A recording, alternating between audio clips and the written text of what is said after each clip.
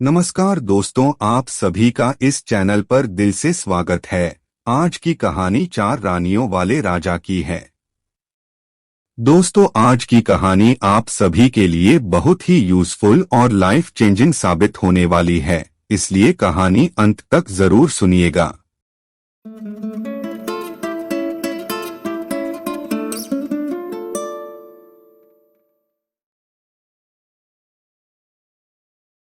एक बार एक रईस राजा था जिसकी 4 रानियां थीं। वो अपनी चौथी रानी को सबसे ज्यादा प्यार करता था और उसे महंगे कपड़ों से लादे रहता और बेहतरीन खाना खिलाता था। वो उसे केवल सबसे अच्छा देता था। वो अपनी तीसरी पत्नी से भी बहुत प्यार करता था और उसका आस पास के राज्यों में बखान करता था।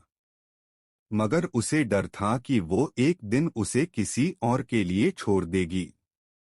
वो अपनी दूसरी पत्नी से भी प्यार करता था और वो उसकी हमराज थी और उसके साथ हमेशा सहानुभूति, इज्जत और धैर्य से रहती थी। जब भी राजा को कोई परेशानी होती वह उसे बताता ताकि वह राजा को उस परेशानी का हल बता सके। राजा की पहली पत्नी राजा की सबसे वफादार थी और राज्य और उसकी दौलत बढ़ाने में बहुत मदद करती थी। मगर वह अपनी पहली पत्नी से प्यार ही नहीं करता था। एक बार राजा बीमार पड़ गया और उसे समझ आ गया कि उसके पास समय कम है। इसीलिए उसने अपनी चौथी पत्नी से पूछा कि मैंने सबसे ज्यादा प्यार तुमसे किया है और तुम्हें सबसे बेहतरीन चीजों से नवाजा है और तुम्हारा सबसे ज्यादा ध्यान रखा है। अब जब मैं मरने जा रहा हूँ, क्या तुम मेरा साथ देने के लिए मेरे साथ चलोगी? तब उसके चौथी पत्नी ने जवाब दिया कि बिल्कुल नहीं। उसकी बात राजा के दिल में छुरी जैसी चुभी।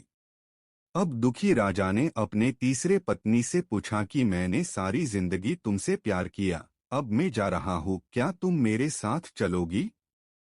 नहीं, ऐसा तीसरी पत्नी ने जवाब दिया। जिंदगी बहुत अच्छी है और जब तुम मरोगे तो मैं दोबारा शादी करूंगी। अब राजा का दिल बैठ गया था और वह ठंडा पड़ गया था।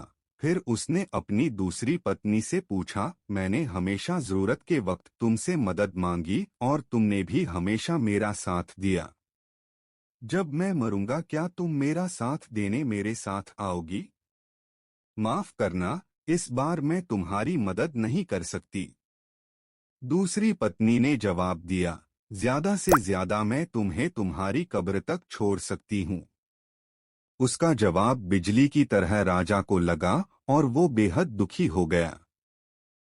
तभी एक आवाज आई, मैं आपके साथ चलूंगी और जहां आप जाएंगे वहां चलूंगी। राजा ने नजर घुमाई तो उसकी पहली पत्नी खड़ी थी। वो बेहद कमजोर थी क्योंकि वो खाती नहीं थी।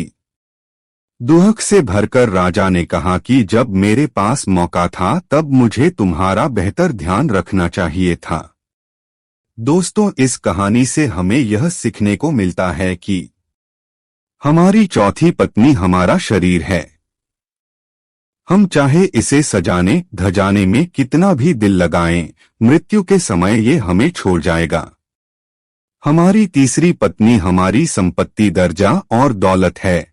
जब हम मरते हैं ये औरों को मिल जाती है। हमारी दसूरी पत्नी हमारा परिवार और समीगण है।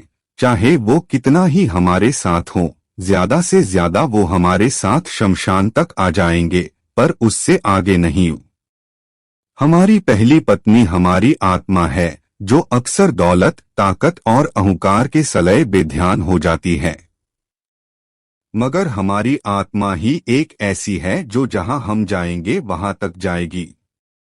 इसीलिए इसे उपजाएं, ताकतवर बनाएं और इसका आज से ही ध्यान रखें।